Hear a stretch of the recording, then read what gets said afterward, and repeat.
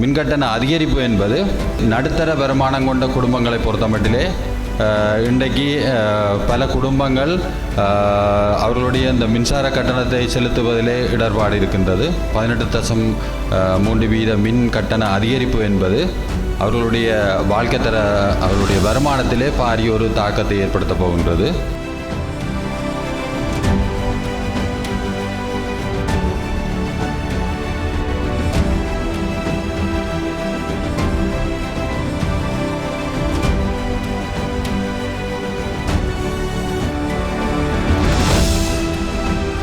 தலைவர் மற்றும் இங்கு வந்திருக்கின்ற உயர்த்த அதிகாரிகளுக்கும் வணக்கம்.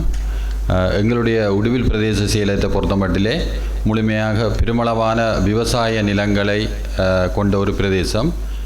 எனக்கு முன்னர் சார் சொன்னது போல பெரும்பாலான மக்கள் தற்பொழுது இந்த மின்சார மோட்டார்கள் மூலம்தான் தங்களுடைய நீர்ப்பாசன வழிகளை செய்து வருகின்றார்கள்.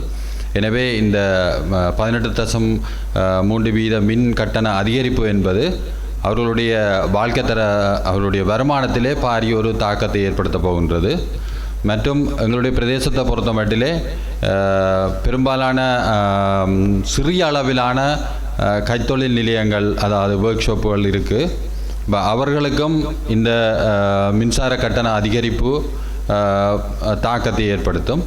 மற்றது நடுத்தர வருமானம் கொண்ட குடும்பங்களை பொறுத்த மட்டிலே இன்றைக்கு பல குடும்பங்கள் அவர்களுடைய இந்த மின்சார கட்டணத்தை செலுத்துவதிலே இடர்பாடு இருக்கின்றது.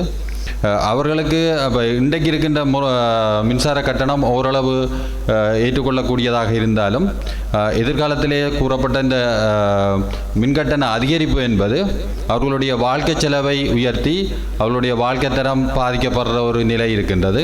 ஆகவே இந்த நிலைமைகளை கருத்தில் கொண்டு இந்த மின்சார கட்டண அதிகரிப்பை குறைந்த அளவிலே அல்லது அவர்களை பாதிக்காத வகையிலே மேற்கொள்ள வேண்டும். அது பொருத்தமாக அமையும் என்று கூறுகிறேன். நன்றி.